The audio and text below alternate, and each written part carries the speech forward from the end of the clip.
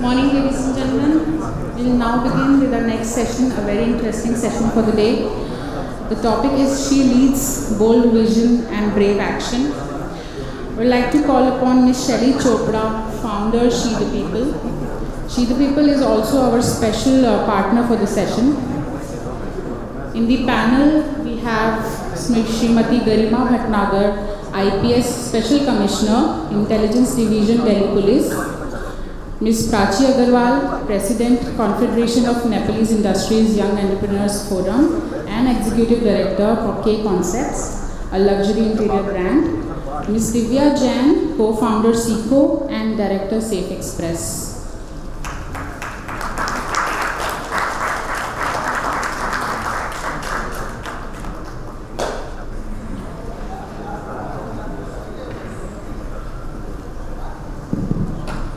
Hi, good afternoon everyone. I hope everyone's coffee is kicking in because we need full attention to this stage. Yes? I hope everyone's had their coffee. Great. I'm really very privileged to be part of this discussion as a founder of someone who's a platform that has tried to spotlight women over the last 7 years with She the People. Couldn't be happier to see the amount of focus on women in this entire G20 roadshow that India has put together, and it will continue to do so over the next many months. So, big thumbs up. I was just telling everyone here in the lounge as we were prepping for the discussion that I have only resonated with the thought of anything G20, G8 and so on with one woman who was Angela Merkel and occasionally Nirmala Sitharaman. But here in India, we've given a complete uplift to the idea of how many women need to be seen when we're having the conversation around G20. And G20 Empower itself, I think, has made a big difference to the way conversations are being driven through this year and onwards. Delighted to have this discussion with everyone here. We're going to start one by one to give you an insight on their journeys and then deep dive into exactly what this discussion says, the brave and the bold. Divya, I'll start with you. You've done a bunch of businesses. You've also seen a legacy family business. Let's talk about the journey with FICCI, Safe Educate and more. Thank you so much, Shaili. Thank you so much, I think, FICCI Global Leaders for actually organizing this. And I do echo Shaili's sentiments that, it's time we got the center stage. And it's great to be here and having this conversation in the first place. So just a bit about me. I'm Divya Jain, born and brought up in Delhi, India. I got married and I entered Safe Express. Safe Express is a family business. It's a logistics business. Logistics is a fancy word. Now we use logistics. We said pehle trucking bolte the. So, fun fact. My father-in-law never really allowed my mother-in-law to ever come to work. क्योंकि trucking के काम में लड़कियों का क्या काम था?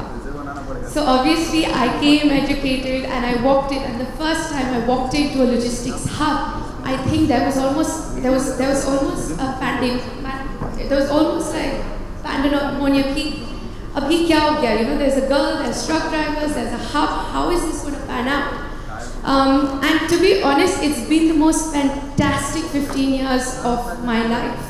I think we were able to change this dialogue around. I was able to get women. So, the minute women get into the workforce, it changes. Jaisi ladkiyan kamre mein aati hain, I think the men sort of smarten up, they start minding the language. And of course, there are Harvard studies that have shown what is positive impact they create in an environment. Anyway, moving on, within Safe Express, I then moved on to creating Safe Educate, where we train young youth. So we've been skilling the youth primarily from rural India, school dropouts, for roles within logistics and supply chain. Again, fun fact, we trained women. So we trained about 300 women in logistics, and we got 150 of them to manage a warehouse for Ecom Express. So not my own company, we got someone else. There were 150 of them who were living in Nagpur, and we actually found that there was a 120% increase in efficiency. So right, I'm not here to say that, hey, give us a place because we need it. We need a place because we make it worth it. The numbers show it. The breakages on the warehouse floor are lower. The attrition is lower. They are more dedicated to a particular space. So there are certain roles women do a great job in. And finally, I think in COVID, I had a COVID baby. No, not my first two. It's called FICCI. It's a startup that we did for online skilling. So our schools shut down. So it was traumatic.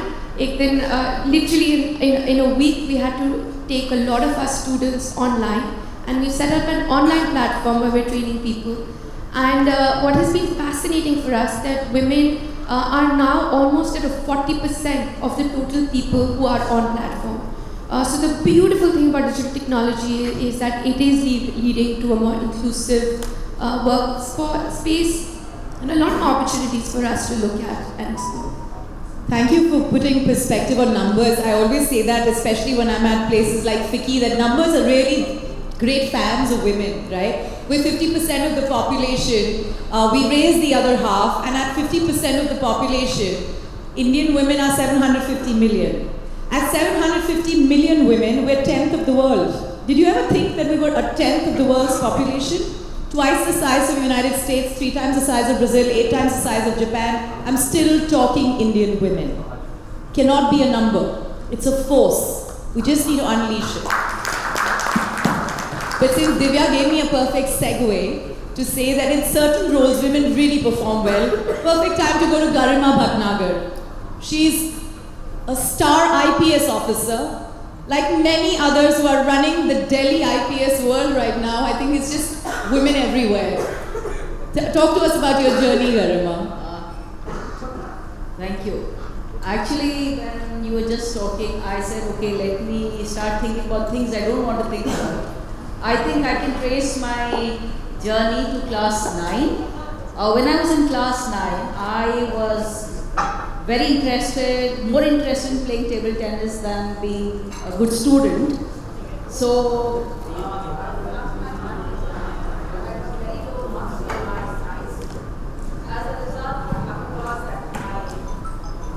my parents said, क्या करोगी? पढ़ाई लिखाई तो तुम करती नहीं हो, करोगी क्या? How are you going to do? I'm talking about mid-80s, and that time your choices and professions were very low. I said, I had a few people in the bureaucracy, my uncles and all. I said, I'll apply for the civil services. So they said, do you even know what you are talking? I said, yeah, we'll see. Fortunately, I got rid of science and maths in class 10th. And then onwards, I got the subjects I loved. And since then, it's been a love affair with whatever one has been doing. So I sat, and I'm happy to say I got a lot of support from my parents. And then I started this very tedious, very hard journey to be a bureaucrat. And once I got into the services, I got the IPS. I didn't have a choice. I said, you have only 300 positions wherever I figure in, but I hope I can figure in with some interesting ones, and IPS was one of them. So I joined the service, and the first time I wore my uniform, I felt so powerful. You can't imagine what a feeling it was when I wore my IPS uniform, and I went and I walked, and everywhere you walked with the uniform, you got a lot of salutes from all the people around you were from the police force, and said, wow. And that is the beginning of what I think is my career. After that, I traveled a lot of places like Arunachal Pradesh, Delhi Police, Daman Diu Dadra Nagar Haveli. And then I got a chance to apply for a UN deputation. They wanted some lady officers because this was in 2007 when the United Nations first started talking about having 30% or more than 30% women representation at various UN organizations and all the missions, and India was a party to that signature. So they had sent out all the lady officers who want to go for the UN deputation, and that's how I ended up going to the UN headquarters. I'm happy to say they probably appreciated all my outspokenness and the experience that I had being an Indian police officer.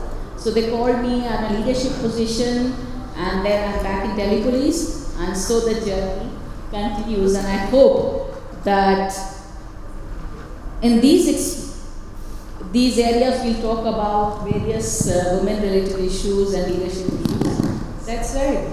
Women-related issues, which I totally think are everyone's issues, and I think when we were discussing what this panel should be called, they were thinking of Garima when they said bold vision and brave action. So thank you for your fantastic journey.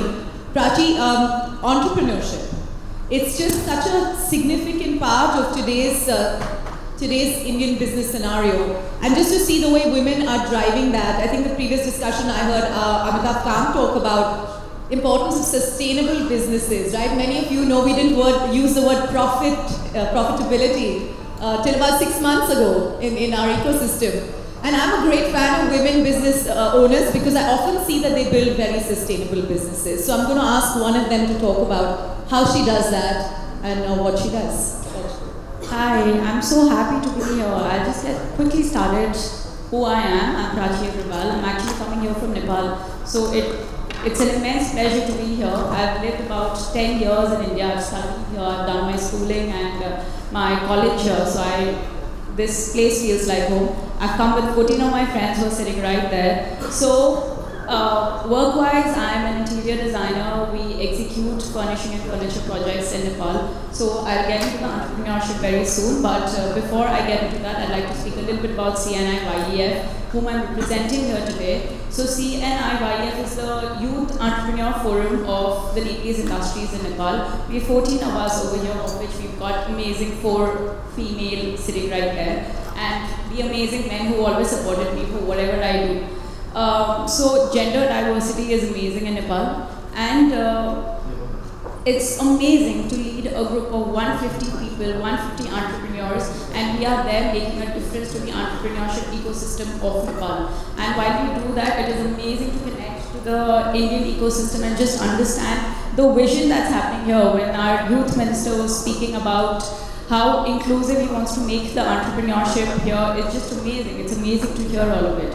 Now I come back to your question on entrepreneurship and sustainability. While we were outside, we were discussing how it's all about profits and valuation and how we need to bring sustainable businesses and how women can do that. I always feel that women have the power of intuition. They can see problems or something, they can foresee it much before it comes. So the risk assessment is much higher. While we do a business, we know, अच्छा ये problem आने वाला है, इसको ऐसे solution. We don't stick with the problem. We try and find the solution to that problem.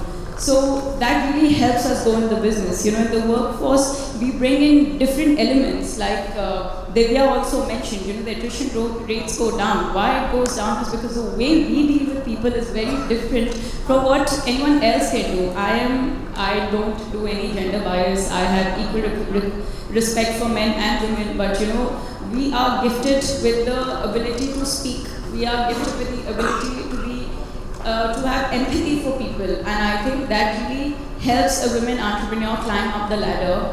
I would also like to speak about the Indian versus Nepal. I think you know, in India there has been an amazing movement where women have not only gotten into businesses, but they've also climbed up the power of ladder. You know, they're in power positions. In Nepal, there are a lot of women who are working, but may have not climbed up the ladder of power. So having those role models for us is difficult, but you know, if that inclusiveness comes in and we can get that power there, I think we can go all a long way.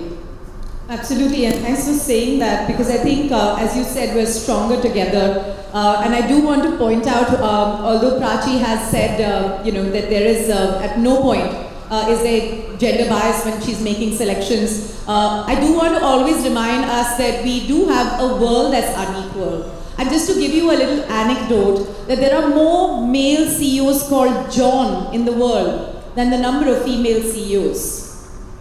That is the level of gender disparity. And why do I say this to a hall that is 80% male? Simply because women need more women role models, but we need more male champions. And that is my hope from this very hall. So Divya, coming to you now. We're talking on a platform that's set in the backdrop of G20. This is an important opportunity for women to place their needs, their challenges, and also spell out the fact that we run excellent businesses. Talk to us about how you want to leverage this opportunity today. Thank you so much, Shaili. I want to start with an experience. Very often, and really, like, point well made, that there are more Johns than female CEOs. I see the diversity in this hall. But this is not an India problem, right? And I think that's one of the things we need to understand and drill down on. The fact that we have 13.5% entrepreneurs in India is not an India problem. 2 months back, I was in Boston. I was doing a course at the Harvard University. It's called the OPM program. There were 180 presidents and CEOs from 56 countries.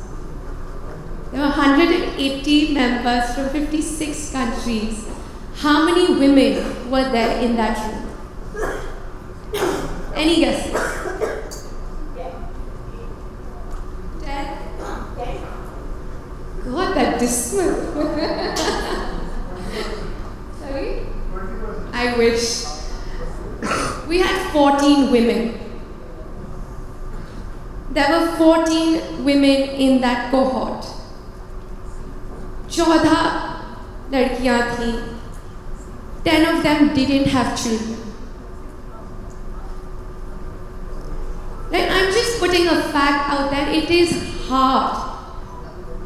Right? It is hard. It is hard for Aishwarya, who has a son, to be sitting here, Shaili, for all of us.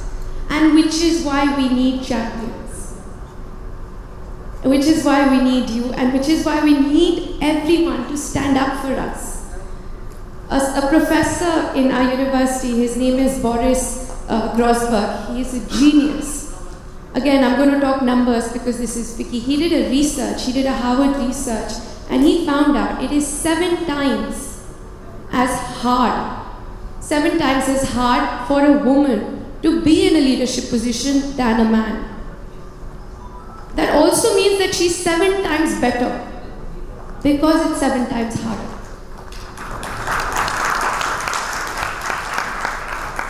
So just putting it out there, I think this is a great platform for us to acknowledge that this is not an India problem, this is a world problem, this is a G20 problem. And for an inclusive world, I think if all of us work together, we would be in a better place. And if all of us can start championing each other, I feel that's possibly the only way to get there. And I think one step in that direction is to stop looking at us as just being female leaders, but actually leaders who deliver the goods, right? Such as Garima, for example. She's been to Arunachal and she's taken care of things the way they are supposed to be taken care of in the IPS. So maybe, Garima, you could reflect on a lot of the roles that you have donned, right? Which basically normalize the fact that it doesn't matter who's there. If it's a person in uniform, they get the work done. Well, let me put it this way, that if you compare the UN and Delhi police or Delhi policing or Arunachal policing, they are 3 different triangles of extreme ends. And at least in 2 of them, you sacrifice a lot of your family because you're not able to take your family with you because of various constraints. And most importantly, No, I think it's slightly about the direction. So let me just give 2-3 glimpses. When you are in Delhi, your family suffers because your working hours, especially when I started as a young additional DCP, I was working from 7:30 a.m. when I was reporting to my officers on all the crime that had happened and taking a beating from them, why I wasn't able to control my SHOs and the beat police, and why so many car thefts and crime, etc., etc. Then I would go to office, and then you had to do patrolling because you had to curb all that crime which was reported in the morning. So I would come home at 11:30 in the night. My husband is also an IPS officer, so unfortunately we met only on the weekends. And even then, it depended if you had a murder in your air district or if he did not have another contingency. And my son saw more of his bua, dadi, nani than he saw both of his parents. So that was the life of an urban policing thing in Delhi. Then we went to Arunachal. There the sun sets at 3:30 p.m. So we would come home at 3:34 p.m. and we would sit and we wouldn't know what to talk to each other because we hadn't spoken to each other for 7 years. And my son was totally puzzled because then suddenly we found that only common thing was his studies. So he said, "Why are both of you teaching me in class 3? Don't you have work?" And then the other part of Arunachal was that you had villages where you had to walk for 3 days before you could reach. So if a murder happened in a village, by the time the police reached there, it would be like 2 days of a journey on your car to some extent, then by a local transportation to some other extent, and then you just had to walk. There was no other way. So Pagdandi and the Himalayas, you go up to the village. By the time you go there, the body will be putrefied, etc., etc. But fortunately, because these were small societies and close-linked societies, they would find out the accused for you, and that accused say, "Yes, I did the murder," so that is a relief. Because there was no other way of working out any crime there unless you reached there and you had local cooperation. So we realized that, oh my God, these communities are so close-knit. So I said, okay, as an SP, how can I use this to my advantage? So then we started forming. They had a Gaon Buddha who was the old veteran in the village. And we said, okay, why don't you make, that is the beginning of village community there. Why don't you take 2-3 young people and do the policing for us? They said, what? We already have a panchayat. We don't need the police. We'll settle our disputes. If it was a murder, we'd give you 50 mithuns or cows. And that would say if there was a rape, we'd give you 20 cows and 30 chicken. So that the family of the girl was satisfied. That's how the system was, and I was totally flabbergasted. So we said, no, we need to bring the law of the land to you in some rudimentary manner. So we said, okay, choose 4-5 people from your village. We trained them, and then they suddenly realized there was something called the law of the land, and there was some criminal provisions, and that's why you were put in prisons. And I'm happy to say that we got a very enthusiastic response. And can you believe the only thing I gave them was a band. It said, Friends of Arunachal Police, and they were so proud of it, and that was one of the early initiatives. And then I went to the UN, which was the third stream. There we were working from while I was posted in New York. We used to go to our missions in Africa, and all the time. I'll stop there. I went to Africa, and I'll give you just very small example. We went to Congo, DRC. And we were seeing what we could do to make the policing system more robust there, because every day you would have a different political leader. Every day, while politics was one thing, you would have a military coup, or you would have a disintegration of another system. So you could never know how to bend your way. And the biggest sufferers in that were the women and children, because if you went out to collect firewood, you would have one group or the other just picking you up, and you would be, what all could be done to you, and then you'd return back to your village not looking the way you went out. The children had no parents because they would be either killed in war, etc. So you had a lot of social issues. And so that was the third extreme, where you saw that there was no law at all. There was nothing at all, except that there were a number of supposedly safe areas which were not safe. UN was pathetically less in numbers to give the kind of comprehensive security. So you worked there amongst the people to build confidence. And then you could not even take your family, forget family, I couldn't even talk to my husband or my child who was back home. because I was traveling so much. He was back in India, being looked after by his grandparents. Garima, remind me not to ask that question about work-life balance to you at all. I had no work-life balance. Okay, Prachi, I want to bring you in. You earlier alluded to empathy, leadership, but I want to sort of reflect on the term empower. We are raised as women constantly, both young and adult, that women need to be empowered, as if like some external body needs to come, another person needs to come and empower us, and that we are not born empowered. So I want you to reflect on that, particularly not just as the fact that you're running a business. You're part of an ecosystem. How do you drive that very bold idea to change the way people think about women? See, I may have a very unique answer to that. I'm sorry if I hurt anyone's sentiments over there. But I have never understood the term empowerment, just as you said. I always feel that, when I was a kid, I've always had that burning desire to do something in my life.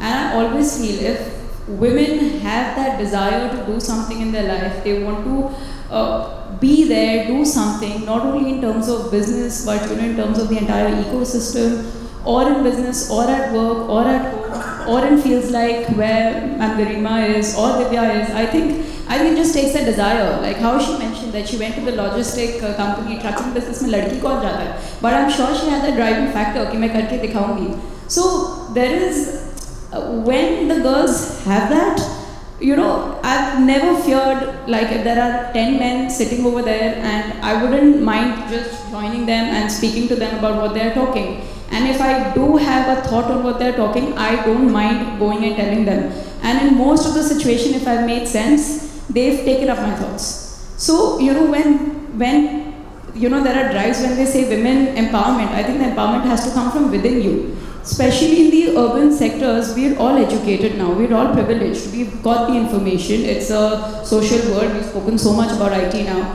So we've got the information, you know what it is to bring yourself out, then why are you waiting for somebody else to actually come and empower you? Why do you, I'm sorry if it hurts somebody, but we don't need Women's Day anymore. We are there and we are celebrated. You need to celebrate yourself. You need to feel equal to the other one. And in the very purest form, God created a boy and girl, when they come together, the best decisions come in. So on the table, have them together and together do it. It doesn't have to be completely male-centric. It doesn't have to be completely woman-centric. We come together and then we make the best decisions. So I wouldn't be the best person when they say empower women, because I feel you need to empower yourself. If you're empowered, everyone else. But I would just like to add one thing to this, While we are growing up, in Hamare family, especially in the Asian part of the culture, there is a difference of how you grow a girl up and how you grow a boy up. You usually tell the boy, oh, you cannot cry, you're a boy, boys don't cry. And you tell the girl that, oh, ye bhari saman mat uthao, because it's physically, you might not be able to do that. So when we say this, I think the empowerment starts from there. When you stop, doing the gender bias there and you tell them, do whatever you feel like. You want to do something which is physically heavy, like what ma'am is doing, let them do it. You want the boy to cry, let him cry. It's fine. And then what they enjoy, let them do it. And that's when they find their path. And then you'll never go wrong. Then you don't need that empowerment, because the empowerment has come from your very basic. And what a child can learn from their early age, you can't learn when you're 20. I can't ask my daughter to be 20 and say, beta, ab jaake ye karo. So why did you stop me all this while when I was turning 20? Why did you tell me not to do this? So you want to do something heavy, do it. Don't stop. So I love what you said. You can't learn when you're 20, but I think you can certainly unlearn when you're 4. And so all the parents here should take that back, right? I was recently speaking at a company on Women's Day, but what was fascinating to me was this is an engineering company with 90% men. And I just reminded them that, this conversation actually will be taken back by each one of them, because they are very quick to change when it comes to their daughters.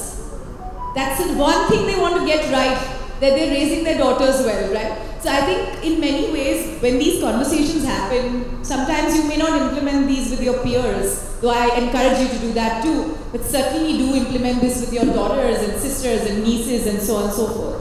I'll just switch this to a conversation that I think is also important to have, which is the power of the sisterhood. in an economy.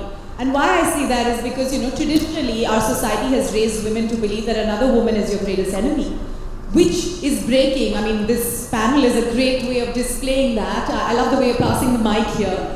But it would be lovely to know how important it is to see women in positions, lift other women up.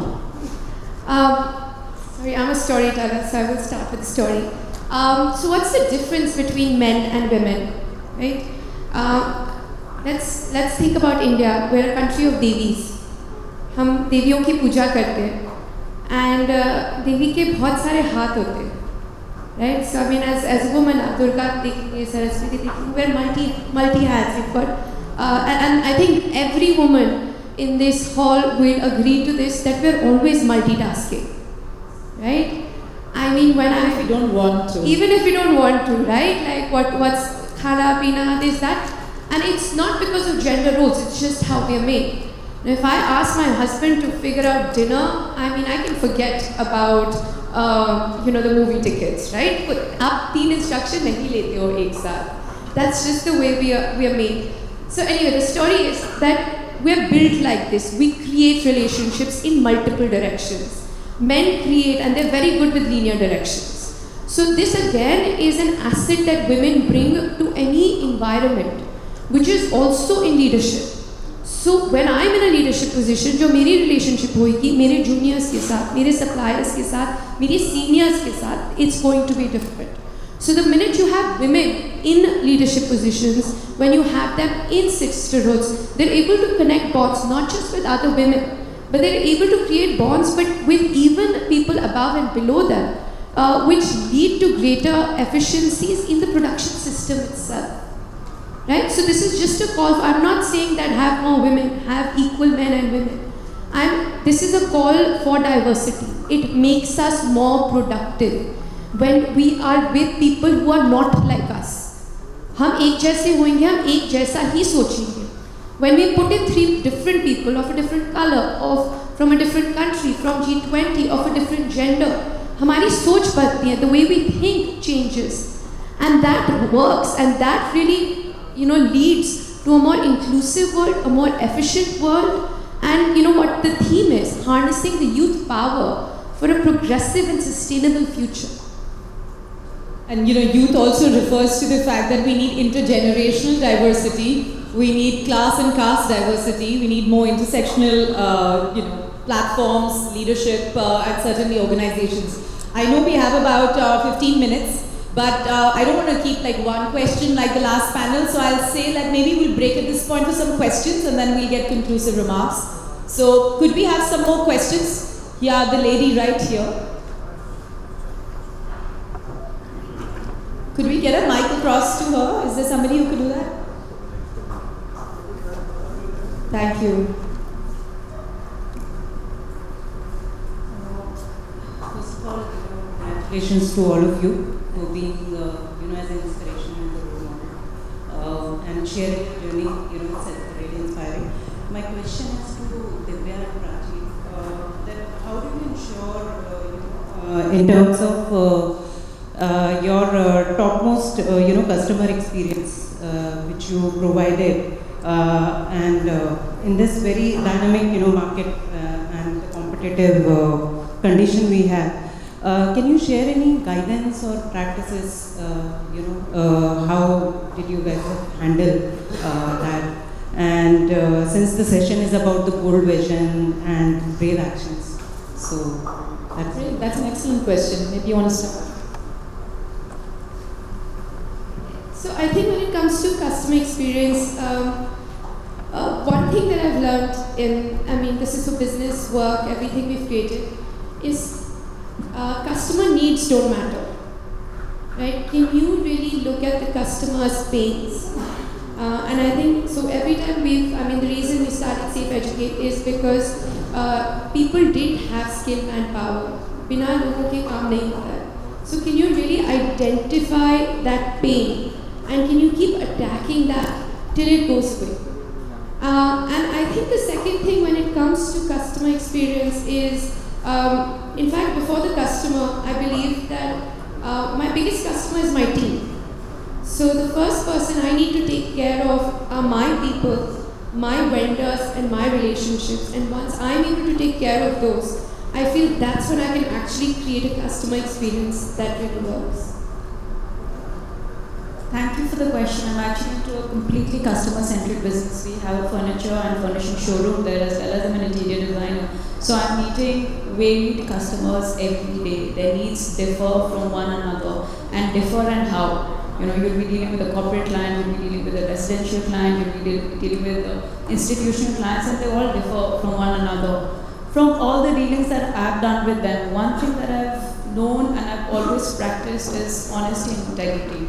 You know, you have to give honest answers to your customers. Only promise what you can do. If you cannot do, there is a good way of saying what you cannot do, but do not over-promise. Your promise has to stay by, because if it doesn't stay by, the customers don't stay by.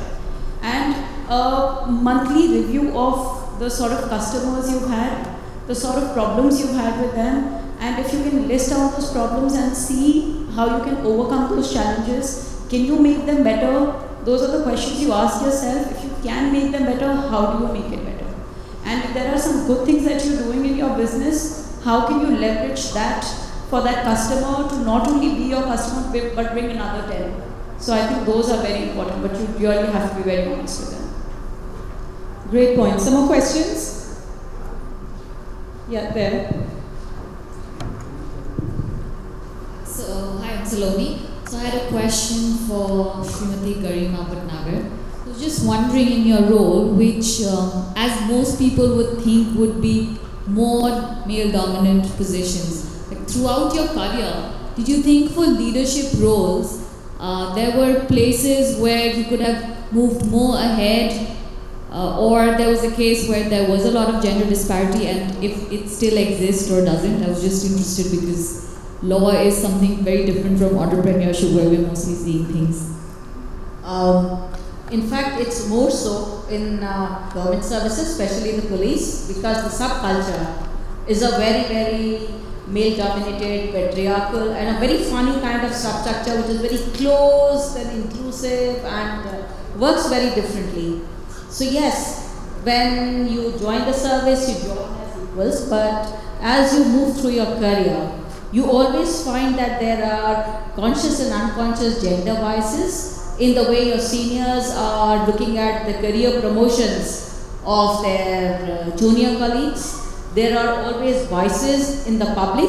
They feel mostly that while it's easier to approach a woman police officer, maybe the solution to them will come more from a male officer than a female officer. So as a result, when they come to you and meet you, their body language, their expectations, everything kinds of undergoes a very subtle transformation. So you have to deal with that in your career profiles. Thirdly, as a mother or as somebody who also has to come home and give some guidance to the children and to others, you find that you want to go come on time and go on time, but your male colleagues will not work. They will spend the first half interacting, sitting with each other, catching up on news, information, and they start working at 4 in the evening. So as a result, while you want to go home at say 7, 8, they will want to work at that time because they don't, I don't know whether they don't like their families or what, but it's a very typical behavior, so you undergo that. And when you're not there, in terms of the assignments that you get, in terms of your career profiling, you always have to fight much, much harder for every position. And you make one mistake, you're out of that position. When the others make the same mistake, they will see a hiatus or they're cooling off for some time, but they'll come back because they are males and they have a career to look to. So their seniors will say, oh, he has to move ahead. So I must try and bring him back into the mainstream. But when it comes to lady officers, once you're sidelined, it's very difficult to come back. So yes, that very conscious and unconscious gender bias is always there. I was lucky that while I did not get some positions, I was able to go to the UN headquarters. When I went there, my batchmates here, some of them, they actually complained to the UN police division that I am much better than her in terms of my positioning in India and I am so and so positions. How did you take her and not take us? And I'm not joking. And I'm very happy that the police advisor did not give any official reply, but he talked to him separately, that this very attitude of yours is the reason why we made a wiser choice than to Thanks for such an honest sharing of those experiences, because this might have happened to you in the UN. I think all of us here, I think many men too may have had these experiences. It happens everywhere. Okay, there are more questions. We'll take the lady in green and that young gentleman there, because we would love to hear from a man. Yeah. Hello. Hi, I'm Priyanka. This is just a general question. I come from the corporate background. However, like ma'am mentioned, ma'am, there's always this bias. But just from the corporate side, I'm just saying, when you climb the ladder, you go up, you're a manager, senior manager in the VP, there is a tendency they don't take you seriously. No matter what you do, your performance and everything. Is there something, or as a panel that, you think you can advise me or the crowd here, that can change? I know we are talking about biasness, but especially on the different sectors, let it be the private, let it be the public. Is there anything else that we can do apart from, performing at a work and showing them that we are good, we are at par with them? For sure. Let's take some quick answers from both. Priyanka. Priyanka, just 2 points. One, speak out. Right? I think there's this internal bias. So, for example, we had a trip to Mumbai. We had a girl on the team. I automatically asked I asked the young boy who was on the team because I didn't want them to go. Rishika came up to me and she's like, "Did I really want to go?" I was like, I wasn't sure if you'd be okay with it. So first, speak up and ask and present that, hey, I'm here and this is what I've done. And this is a known fact, right? That women are less likely to put their hand up even when they are more qualified. So I think just acknowledging that and putting your hand up, like right now, is what we need to do. I think that's a really good point. And I think since, again, a lot of you are leaders, CXOs, please notice the women who are putting their hands up as well. Yeah. I'll just say what our session says, be bold, just be brave, when you're putting your point ahead, just have that confidence to what you're saying is correct. When that confidence reflects on your face, they are not going to say no to you. Like when I address my CNI, YF, in fact, brave and bold in front of them, they cannot say no. But if I have that low confidence level that, oh God, will they listen to me? Oh God, will I be accepted? That shows on my face. So just be brave and bold. If you know you're right, just take the step ahead. Just take the leap. That's it. I'll actually just add this. Just 1 second. I'll just add to this that, we all talked about skilling. We really underplay the skill of confidence. That is a skill, by the way, I recognize that many men and women and other genders need. And we really spend way too much of our life trying to get educated and very little time of our life getting confident based on what you're saying. Sorry, did you want to add something? Yeah, I just want to add what Priyanka said. And the situation also change. Why it's a matter of all the corporates their own identity, and once this ESG has come, and if you are a market listed, everyone is now talking about inclusivity and how the diversity. I doubt any large corporate can take a risk to do, the gender bias and all those things in a very large scale. Maybe it happens and all. But the situation has changed last 5 years. So it's a matter of your own existence. It's not what you are doing especially for a particular gender. So everyone has to. So you're right, 5 years has changed a lot, but it's still going to take 236 years before women and men get paid equally. Just putting some numbers and timelines in perspective. There was a gentleman right behind there, yes, the person who's raising his hand, yes. Thank you. First of all, thank you very much, the esteemed panel. I have a question which is probably a great segue even for the concluding remarks, and that is, what can men do? So why am I asking that question? Is because, so as a third generation entering into my own family business, I want to understand how I can do things differently to increase or to address the issues that women face in workplace. And I as well, Divya, that I work in a very heavily male-dominant industry, kind of married to the trucking industry. I am in the tire industry, so I want to understand how do we move past or brush past the more traditional gender-defined roles. For example, within our own industry, we tend to view more front office positions to be dominated by men, whereas more back office functions to be dictated with the presence of women. So I want this panel, now that I've understood the problems faced by everyone, I also want to understand how we can go and address them, and more importantly, how we as men can. So first we should give him a big round of applause for this question, right? I love it when people want to learn, and I think that's a good thing, because we've done that there for a very long time, and in fact I still go to conferences just to learn. So I'm really thankful for that question, and I think it really comes from a great position of how that change is happening in generations. Men and women are thinking about it collectively. Sorry, I didn't get your name. Okay, thank you so much for that question, and seriously love this. I agree. I think in the third generation, this change has already come. Women and men are thinking differently. So just things that have worked for us in the work we've done. Men and women work differently, right? An 80% hall or 90% men in a particular environment, 10% women, they have different requirements, right? They need different toilets. They need bigger toilets. I'll give you an example of women in the workplace, especially in logistics. What we realize is that it's very hard to get 2 or 3 or 5 women to work. You want to work in a cohort. So having 20 or 30 women together makes a difference. The second thing, 3 months is very important, right? It's the 90-day rule. So if you can handhold a woman, and honestly I feel that's any professional, if you can handhold a woman for the first 90 days in their work environment, that is going to be the difference between success or failure. Transportation and housing is very important. How is she getting to work? Is that place safe or not? It is okay if it is not safe. It is not that costly to put in a scooter or have some form of transportation available. Where are they staying?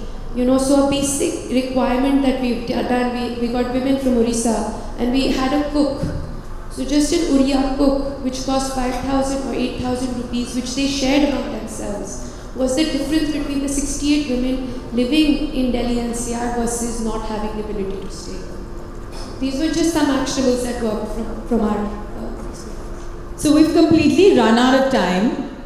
But on this panel, I don't want to give the man the last word, even though I love his questions. So I'm going to give all the women here quick closing, concluding comments. So Garima, I'll start with you. And maybe in that process, you could answer a little more of what he asked.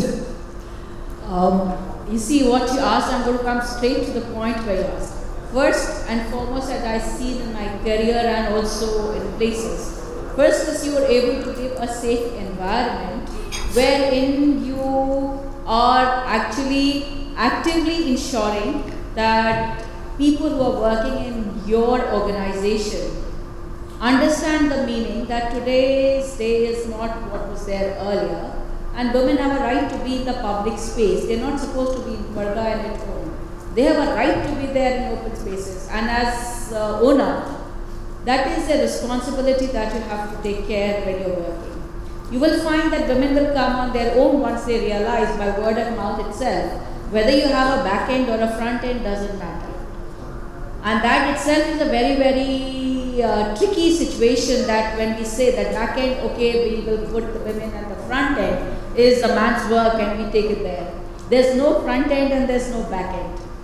The work is to be done, an organization has to be done, and we all know diversity and safe places are some of the very important ingredients. You give that, and you'll find that women will come, because in today's day, the number of women who are doing diverse kind of skills, education, higher studies, etc., they're creating their own system wherein they are creating, an incremental mass.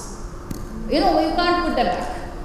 It's as simple as that. At some point of time, it will just fall, and you'll have to accept that they are going to be 50% of your workforce. And They a lot should of be. men are going to be out of jobs. Well, we're 23% today. That's not a number we should be proud of, 23%. And again, a number that we've been talking about, we want to be a $5 trillion economy. Is that what we've been talking about by 2030? How do you think that we'll be that if only half the country works? I mean, that's just literally common sense, right? So, Prachi, to you. I would also just like to add to his question.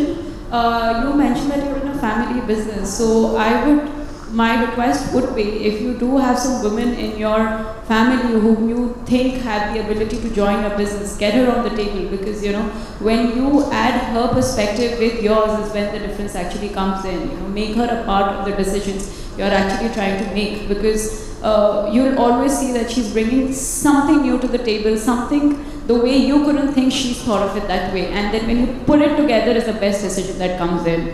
While I'm saying that and while I close, I would just like to say, by the time 2030 we become a 5 trillion economy, India has become a 5 trillion economy, I really wish that we're not talking about topics like gender equality, diversity, women empowerment anymore.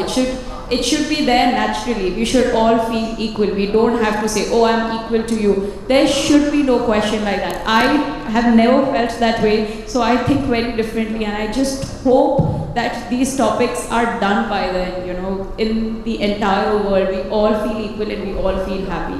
Thank you.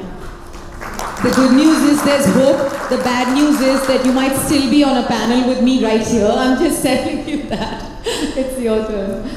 No, I think just with that, you guys have been amazing, and thank you so much for listening to us and giving us this year. And really, I echo Prachi's vision. I'm going to just switch that a little bit, right? I mean, as the moderator, I'm allowed a little bit of arrogance. Thank you so much for listening to us and learning from us. A big round of applause to all these women out here. And to all of you, I really respect audiences who come here, listen, and are engaged.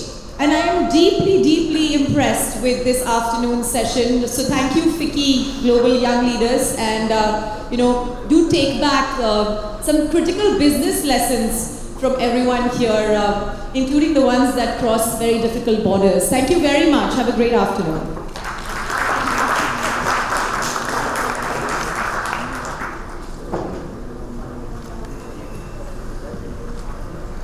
Thank you, ladies. It was a wonderful session, and we especially thank the people for partnering with us for the FICCI Young Leaders session.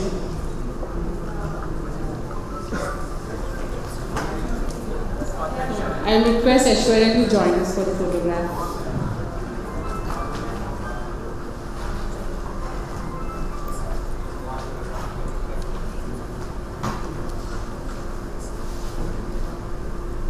I request Ms. Leena Jasani also to join us. Please.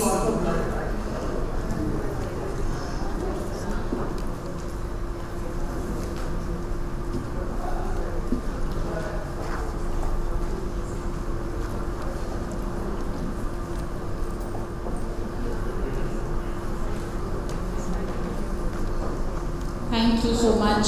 We'll now break for lunch and we'll collect again at 2 p.m. Thank you.